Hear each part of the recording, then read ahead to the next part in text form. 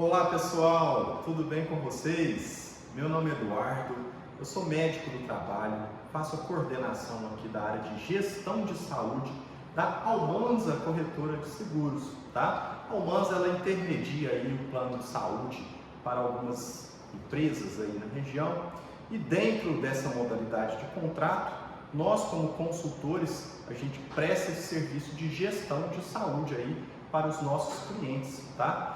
E aí, dentro do escopo de nossa atuação, um dos pilares é a informação, levar a informação aí para vocês, tá? Não só os beneficiários titulares, mas também a intenção é levar, inclusive, para os dependentes, né, nas casas aí, para entenderem um pouco mais sobre o plano de saúde, sobre o funcionamento do plano de saúde e também falar um pouco sobre campanhas preventivas, tá, gente? Então, sejam bem-vindos aí ao nosso canal do YouTube da Almanza, tá? E hoje especificamente a gente vai estar falando sobre Outubro Rosa, tá, gente? Nossa campanha aqui de Outubro Rosa que a gente sabe que ocorre aí anualmente de acordo com o calendário da OMS, né? Todo outubro as empresas, a sociedade em geral se mobiliza aí para falar um pouco sobre esse aspecto relacionado ao câncer de mama e principalmente a prevenção da ocorrência do câncer de mama, tá, gente? Então vou estar falando aqui um pouquinho para vocês entenderem melhor o porquê de fazer a prevenção, sua importância, como fazer, né? E, obviamente, caso tenha alguma dúvida relacionada ao longo aí da apresentação ou até mesmo no final, vocês podem entrar em contato, né, através dos nossos contatos aí comerciais e contatos de marketing, que a gente vai estar explicando aí para vocês, tá bom? Então vamos lá. Inicialmente, gente, por favor, por que a gente vem falar aqui então tanto sobre o câncer de mama, né? Por que a gente falar dessa importância? Primeiramente, gente, a gente sabe aí que o movimento do Outubro Rosa ele nasceu ali na década de 90, tá? Mais ou menos no início da década de 90, começou-se a falar sobre essa campanha de Outubro Rosa e desde então ela vem ganhando cada vez mais corpo, né? E por que se escolheu falar sobre esse tema? Justamente porque ele é o câncer de maior prevalência entre as mulheres, tá, gente? Então é o câncer que mais acomete as mulheres aí no Brasil e no mundo, né? E aqui no Brasil a gente tem alguns números que a gente tem até uma diferença aqui entre as regiões, tá? Em relação à incidência, prevalência desses tipos de cânceres, tá? Então, se a gente olhar aqui a nível Brasil, o câncer de mama feminino, ele é o primeiro lugar, como a gente já falou, seguido depois pelo câncer de cólon e reto. Só que ele, aqui é cerca de 56% dos casos de cânceres. O segundo colocado tem 17%. Então, para vocês verem aí a grande diferença, ele acomete quase 3 vezes, cerca de 3 vezes mais do que o segundo colocado. Então, por isso que a gente tem essa importância, sempre a gente vem falar sobre esse assunto para vocês, por ele afetar um grande número de mulheres. E um caso interessante é a gente ver aqui uma diferença entre as regiões do país. Qual que é a diferença? A gente vê aqui, na região Nordeste, Centro-Oeste, Sudeste e Sul, eles desde sempre apareceu como mais prevalente. Pelo contrário, na região norte, ele aparece em segundo lugar. Ele aparece atrás do câncer de colo de útero, tá? Mas essa diferença aqui não é porque lá no norte as mulheres não desenvolvem o câncer de mama. Isso é muito mais por conta do subdiagnóstico que ocorre, né? Como a gente precisa aí da mamografia, de uma biópsia, de alguns exames avançados, lá no norte, como a gente sabe que o acesso ao serviço ele já não é tão equiparado ao que a gente tem aqui nas outras regiões do Brasil, faz com que o câncer seja um pouco subdiagnosticado, tá? Dá essa diferençazinha aqui. Mas, de qualquer forma, o câncer de mama ainda assim aparece em segundo lugar aí na região norte, né? Então a gente vê aqui essa diferenciação e em segundo lugar a gente sempre destaca aí o câncer de colo retal, mas isso é assunto para uma outra oportunidade, tá? E aí, gente, para a gente entender então o porquê da gente falar sobre esse aspecto preventivo, vocês precisam entender o que a gente chama de história natural da doença, tá? Para a gente entender o porquê de agir preventivamente, tá? Esse modelo aqui, pessoal, ele é um modelo que foi descrito há muito tempo, desde 1976. É o modelo de desenvolvimento da história natural de doenças. Geralmente as doenças crônicas, tá? Elas se encaixam aqui dentro desse perfil. E dentro de doenças crônicas a gente destaca aí não só o câncer de mama, mas outros tipos de cânceres, diabetes, hipertensão, DPOC, todas as outras grandes gamas de doenças, né, a grande em sua maioria, são doenças crônicas, que significa que são doenças que começam aos pouquinhos, né, com o agir ali dos fatores de risco, e ao longo da vida elas vão se desenvolvendo numa escala maior e faz com que a gente envolva um tratamento contínuo, tá? Diferentemente das doenças infecciosas, onde tem um pico mais agudo, né, e a gente consegue tratar ali com um antibiótico ou um antiviral, e depois a pessoa fica curada da doença. A doença crônica não. A gente não consegue a cura para a doença crônica, a gente consegue o tratamento bem efetivo e eficaz. Em alguns casos, em alguns tipos de câncer, a gente consegue a cura total, a remissão total. E a notícia boa é que o câncer de mama é um deles, né? Então, se a gente conseguir fazer o tratamento adequado, a gente consegue chegar na cura, tá? Mas antes disso, vamos entender um pouco aqui de como nascem as doenças, para a gente saber o porquê da gente agir preventivamente, tá, pessoal? Então vamos considerar aqui uma linha do tempo, tá? Começando aqui da esquerda para a direita, e essa linha do tempo é importante a gente ter a premissa aqui. Uma vez que a gente andou aqui nessa linha do tempo, a gente não retorna mais, tá? Daqui andou, não tem como voltar aqui para trás, tá? E a gente divide essa linha do tempo em 4 quadrantes, tá? 4 fases que a gente chama. Fase de fatores de risco, segunda fase de instalação da doença, terceira fase de sintomas e detecção e, por último, a fase de complicações da doença, tá? E aqui, importante destacar que essa setinha azul aqui, onde está escrito evento clínico, tá? É justamente onde a gente toma conhecimento de algum sintoma que nos chamam a atenção para buscar algum diagnóstico, tá? É justamente quando a gente sente ou um nódulo mamário que a gente palpa, né? Ou quando a gente já tem um episódio de uma dor torácica relacionada ao infarto, é quando o corpo, né, começa a realmente dar os sinais de que existe algo de errado ali no organismo, tá? É o que a gente chama de evento clínico, e é justamente aqui, geralmente, quando as pessoas buscam aí o serviço médico no pronto atendimento, tá? Agora, é importante falar que quando ocorre aqui esse evento clínico, pessoal, todas essas 2 primeiras fases aqui já aconteceram e não tem mais como a gente voltar atrás aqui na escala de linha do tempo, tá? Quando já acontece o evento clínico, é só daqui para frente. Geralmente a doença já está instalada, tá? Tá vendo aqui, ó, essa diferença entre a primeira setinha azul e a segunda? É justamente esse período aqui que a gente chama de período assintomático, que é quando a pessoa já tem alguns fatores determinantes da doença, ou a doença já está sendo instalada, mas a gente não tem conhecimento, tá? Porque o corpo ainda não deu sinais. E se o corpo não der os sinais, a gente só fica sabendo através de rastreamento diagnóstico, né? Que é justamente a intenção aí da campanha de Outubro Rosa, que é promover o rastreamento diagnóstico, no caso do câncer de mama, antes que ele dê este sinal, tá? Que é justamente aqui nessa fase 2. É importante agirmos antes do aparecimento da doença, através dessas primeiras fases de prevenção primária e prevenção secundária. Haja visto aqui, uma vez que apareceu o evento clínico, é só fazer o tratamento e reabilitação. Não tem mais como a gente evitar o aparecimento da doença, tá bom, pessoal? E como que a gente pode fazer essa prevenção antes de ocorrer aqui o tal do evento clínico? A gente divide em prevenção primária e prevenção secundária.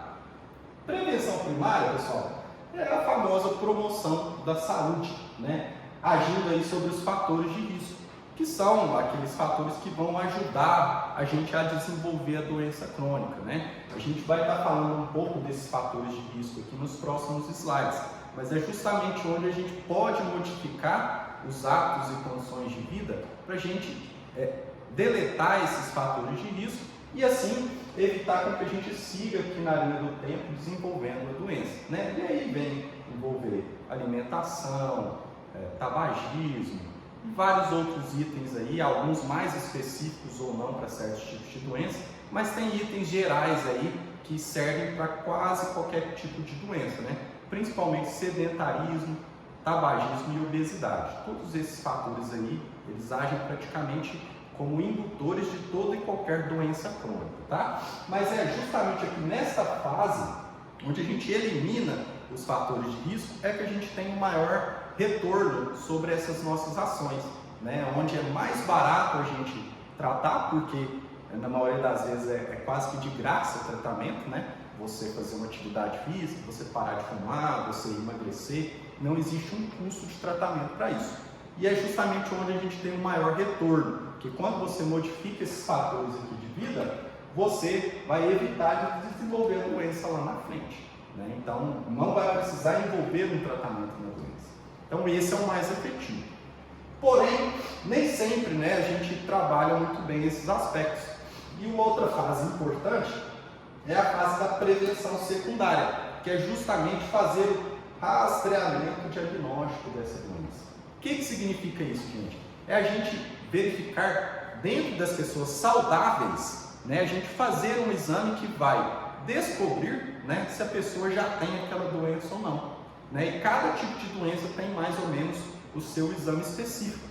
E no caso do câncer de mama, é a mamografia, né? Então, mesmo uma mulher que não tem nenhum tipo de sintoma, ela faz o rastreamento para verificar se já existe uma doença ali instalada e que está assintomática, onde a gente consegue antecipar esse diagnóstico, né? Fazendo com que o tratamento seja mais efetivo e mais barato no final, tá? Então, é justamente o nosso foco aqui, hoje, além da promoção da saúde, é fazer o rastreamento através do câncer de mama aí para o público feminino, tá bom, gente? E daqui para frente, depois que se instalou a doença, ocorreu o evento clínico, aí infelizmente é só trabalhar o tratamento, os diversos tipos de tratamento que existem aí. Então, moral da história, o porquê de agir preventivamente? Porque é justamente nessas duas primeiras etapas que a gente consegue um maior benefício ali no final, evitando a ocorrência da doença. Agora, pessoal, falando um pouco aqui sobre os fatores de risco, que são justamente aqueles fatores que estão na primeira etapa, né, onde a modificação do hábito de vida ele é mais efetivo. E para a gente entender melhor, a gente costuma dividir os fatores de risco em dois tipos de fatores, tá? Aqueles modificáveis e os fatores não modificáveis. Fatores não modificáveis, que são esses aqui, são aqueles fatores que já nascem com a gente, são intrínsecos da nossa genética, do nosso organismo, da nossa essência, né? Que não tem como a gente mudar. Infelizmente, a gente nasceu com esses fatores, com essas características. E se a gente realmente se encaixa um pouco desse perfil, faz com que a mulher tenha um maior risco de desenvolvimento de câncer de mama. Não quer dizer que é uma relação direta, que o fato de eu ter algum desses fatores de risco já vai me obrigar automaticamente a ter o câncer. Não, quer dizer que você vai ter uma maior propensão, mas não necessariamente em 100% das vezes a mulher vai desenvolver o câncer de mama, tá? E quais são esses fatores aí não modificáveis? Idade, tá? A gente sabe que a prevalência e incidência do câncer de mama, ela aumenta acima dos 50 anos, tá? Então, todas as mulheres nessa idade elas já têm uma maior propensão. Outro fator de risco são fatores genéticos, tá? Tem alguns genes aqui que, quando sofrem mutação, no caso do BRCA1 e 2, costumam aumentar a tendência a ter câncer de mama, tá? Isso daqui, em algumas pesquisas genéticas, é um pouco possível descobrir, né? Mas não é possível modificar ainda, né, essa questão genética. Então, por hora, ele funciona como um fator ainda não modificável, tá? Disso, então, pessoal, mais um fator de risco não modificável é a história familiar de câncer de mama, tá? E nesse caso, pessoal, tem que ser parentes aqui de primeiro grau, tá? mãe, né, principalmente aí filho. No máximo a gente até pode considerar o segundo grau, avós, mas o mais importante é a mãe, tá? Então se sua mãe teve história de câncer de mama, a chance de você desenvolver é grande, tá? Então por isso que conta como um fator de risco não modificável. A avó a gente até considera um pouco também, mas o mais importante é o primeiro grau, tá? Além disso, temos também a densidade do tecido mamário, tá, pessoal? Aqui, ó, a gente tem uma demonstração. Cada mama, ela tem mais ou menos uma quantidade de gordura, tá? Isso varia de mulher para mulher, né? Isso daqui, nos exames de mamografia, a gente consegue ver, tá? Os tracejadinhos, os ductos e esse tecido mais esbranquiçado, que é o tecido de gordura mamária, tá? E a gente sabe quanto maior a gordura, maior a densidade da mama, maior a chance de ocorrer também o câncer de mama, tá? Então, aquelas mulheres com a mama mais densa vão ter maior propensão, mas não necessariamente vão desenvolver o câncer diretamente, tá? Além disso, algumas outras certas condições mamárias benignas, tá? Alguns nódulos que costumam aparecer, eles não quer dizer que aqueles nódulos benignos vão virar um nódulo maligno depois. Eles só aumentam a chance de ocorrer um segundo nódulo, que nesse caso sim poderia ser maligno, tá? Mas existe sim os nódulos benignos, e nesse caso o nódulo benigno, ao ser retirado, não causa nenhum transtorno algum, tá? Ele só demonstra que você tem uma chance maior de desenvolver o câncer de mama também, tá? Além disso, menarca precoce, tá? Que a menarca é a primeira menstruação da mulher, tá? Então, quando ela ocorre antes dos 12 anos de idade, ou quando a mulher tem uma menopausa tardia, né? Que é a última menstruação, ou seja, a menopausa após os 55 anos. E o porquê disso daqui, gente? Porque quando a mulher menstrua, né, ela ainda está tendo o ciclo menstrual, ela está sujeita ao hormônio feminino, que é o estrogênio, tá? E a gente sabe que quanto maior a exposição ao estrogênio, maior o efeito cumulativo de chance de desenvolver o câncer de mama. E a mulher, ela é exposta ao estrogênio durante o seu período menstrual. Então, se ela começa a menstruar muito cedo e para de menstruar muito tarde, ela vai ficar uma janela de muitos anos ali exposta ao estrogênio, né? Então, por isso que isso aumenta a chance. Agora, se ela tem a primeira menstruação aos 15 e a última aos 45, ela vai ter aí mais ou menos 30 anos de exposição ao hormônio. Enquanto se ela tiver a menarca aos 12 e a menopausa aos 55, ela ficou aí 43 anos sendo exposta ao hormônio feminino, tá? Então, essas aqui também são características que aumentam o risco.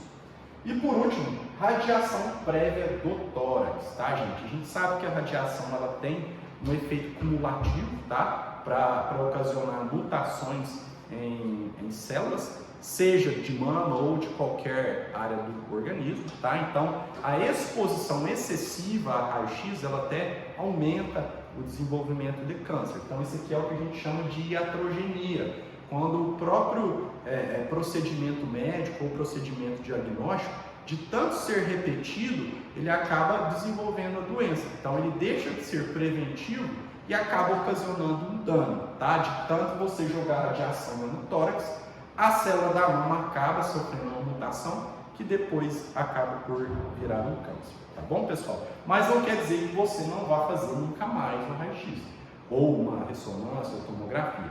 De acordo com as indicações, obviamente a gente vai avaliar o custo-benefício de estar realizando esse exame ou não, tá? Agora sobre exames fatores já modificáveis, que é o próximo, já são aqueles fatores que a gente consegue manejar, né, gerenciar ao longo da nossa vida. Então são coisas que, se a gente trabalhar, a gente vai ter um efeito bom ali no futuro, preventivo, tá? Então, primeiro fator de risco modificável: ter filhos. Não ter ou ter filho tardiamente aumenta o risco, tá? Justamente por essa questão de exposição ao hormônio feminino. Quando a mulher está grávida, ela deixa de ficar exposta ao estrogênio, tá? Ou quando ela está amamentando também. Então, por isso que o fato de ter filhos, ele age como um evento protetivo. ou se você tem filhos em idades mais precoces também. Se você deixa para ter um filho em uma idade muito avançada, você fica um grande período de tempo exposto ao hormônio feminino. Então, por isso que quando a gente tem filho tardiamente ou não tem, faz com que o nosso risco seja aumentado, tá? Segundo, o uso de método contraceptivo, principalmente o uso de anticoncepcional oral, tá, gente? Então, as pílulas de anticoncepcionais, por se tratar de hormônio feminino, elas acabam aumentando o risco também, tá? Terceiro fator de risco, terapia de reposição hormonal depois da menopausa, né? Aquelas mulheres que têm a última menstruação e tem aquela sintomatologia ali bem pronunciada, que faz com que o ginecologista possa, inclusive, indicar um tratamento com hormônios. Isso vai reduzir os efeitos aí da menopausa, os sintomas relacionados à menopausa, porém, de um outro lado, ele acaba aumentando a chance aí do risco de câncer de mama, tá? Então, tem sempre que colocar na balança entre os sintomas que você sente e o risco aumentado que você vai ter. Então, por exemplo, se você já tem vários fatores de risco não modificáveis, você já está com idade avançada, tem parente, tem parente de primeiro grau que tem câncer, não teve filhos, então às vezes não é legal você fazer a reposição, porque você já tem vários fatores de risco, tá? Quarto, a amamentação, pessoal. A amamentação, ela reduz o risco de câncer de mama, tá? Então, quanto mais a mulher puder amamentar, ela vai agir como um evento protetivo aí, tá? Para a mama da mulher, da lactante, tá? Da lactante, no caso. Então, nesse caso, ela vai reduzir o seu risco também. Além disso, consumo de álcool e tabaco, consumo exagerado, né? Como a gente disse ali no começo, ele acaba sendo um fator de risco para praticamente toda doença crônica, e para o câncer de mama não é diferente, tá? Então, consumo moderado de álcool, ok, mas aquele consumo exagerado, isso a gente, para mulheres, a OMS classifica aí cerca de 10 doses de álcool por semana seria o limite para a mulher, tá? Sendo que uma dose é considerada uma latinha de cerveja, ou uma taça de vinho, ou uma dose de algum destilado, tá? Então, se você consumir mais do que esses 10 ao longo da semana, você já está com um consumo elevado, isso já representa risco também, tá? Além de sobrepeso e obesidade, que a gente já havia comentado. E por último, a falta de atividade física aumenta o risco, e a realização da atividade física frequente também reduz o risco de câncer de mama. Então, essas aqui são todas aquelas ações que a mulher pode tomar, pode modificar para evitar o desenvolvimento da doença. E aí, pessoal, para a gente fazer a detecção precoce, como que a gente pode agir, né? Preventivamente ali, além de mudar os fatores de risco, como que a gente trabalha aquela fase 2 do rastreamento, tá? Esse rastreamento ele pode ser feito não só pelo ginecologista, mastologista, mas ele pode ser feito pela própria mulher também em casa, tá? Através do exame clínico manual de mama, tá? Que é aquele exame que a mulher ela faz através da palpação mamária, geralmente ali no banho, tá? Ninguém melhor que a própria mulher para conhecer a sua mama. Então, é muito indicado que ela faça essa palpação, porque ela vai conseguir notar a ocorrência de nodulações que não existiam e passaram a existir, né? Então, só você, mulher, sabe como que é o seu tecido mamário para fazer essa inspeção, tá? E aí, como que geralmente é realizado, a gente indica colocar a mão aqui na nuca, tá? E com pontinha dos dedos e fazendo a palpação em todos os quadrantes, tá? Os 2 quadrantes inferiores e os quadrantes superiores, tá? Sempre notando ali a ocorrência de nodulações, tanto do lado direito quanto também do lado esquerdo, tá? Óbvio que não precisa fazer 2 vezes por dia ou todo dia, você pode ir fazendo ali rotineiramente, uma vez por semana, né? Você está sempre fazendo essa inspeção aí, tá? E quais são os sinais de alerta que a gente costuma verificar na mama, que geralmente costuma indicar a ocorrência, né, de um câncer estágio pelo menos inicial. São todas essas características aqui, né? Primeiro, endurecimento do tecido mamário, tá? Formação de um sulco, né? Que é aquele aprofundamento ali dentro da mama. Erosões na pele, como se fossem umas feridinhas, tá? Umas manchinhas. Vermelhidão ou ardor na mama também é um sinal de alerta. Saída de fluidos, tá? Desconhecidos, de colorações diferentes, também não é normal. A ocorrência de buracos, orifícios na mama que não existiam. Palpação de nódulos internos, né? Pele da mama em aspecto de casca de laranja, a gente fala também, que é aquela pele um pouco enrugada, com um aspecto um pouco mais alaranjado, marronzado. Assimetria de mama, tá, gente? Se a gente vê que uma mama está muito diferente da outra, ou uma metade está muito diferente da outra metade. Afundamento de mamilo, tá? Se o mamilo ele entrou ali para dentro também não é sinal de normalidade, é sinal de que a gente precisa investigar mais, tá? Uma veia crescente, bem evidente, tá? Não é aquela veinha verdinha que está ali interno, não. É como se fosse uma veia que estivesse pujante para fora ali no tecido, tá? Mamário que esteja crescendo também não é normal. E a ocorrência, tá, de protuberâncias na mama. São características aí que são condizentes com alguma alteração, que pode ser alguma alteração maligna também, tá? E, pessoal, quais são as recomendações, né, além do exame clínico manual, as outras recomendações médicas que a gente tem aí para esse aspecto preventivo?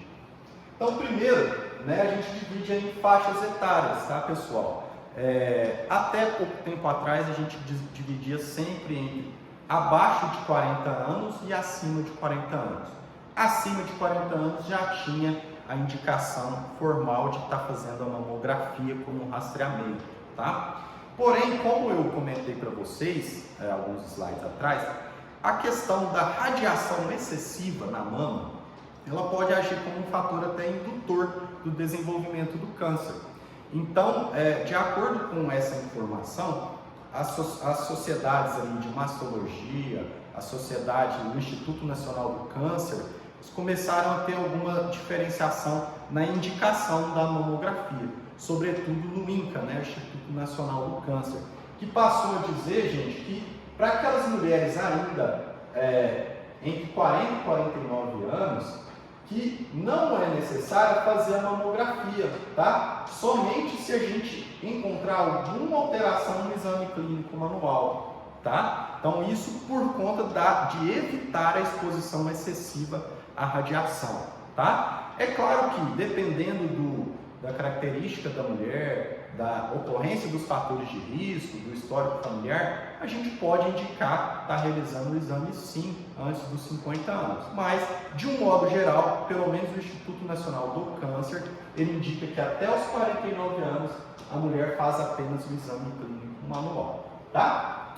E a partir dos 50 anos, aí sim, passa-se a se fazer, além do exame manual, fazer a mamografia também, no caso a cada 2 anos, tá? Não precisa ser anualmente também, justamente para evitar essa radiação excessiva, tá?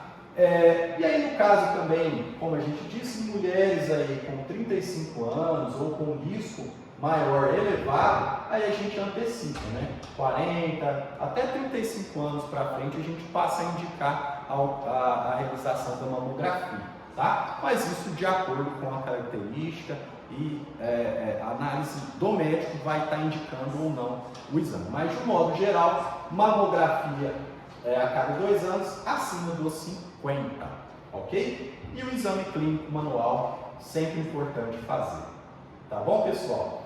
Enquanto a periodicidade, a gente havia comentado, já passou-se de 1 ano para 2, mas se a gente vê alguma alteração, se houver essa indicação do fator de risco ou alteração no exame clínico manual, a gente indica sim, está antecipando a realização dessa mamografia, ok?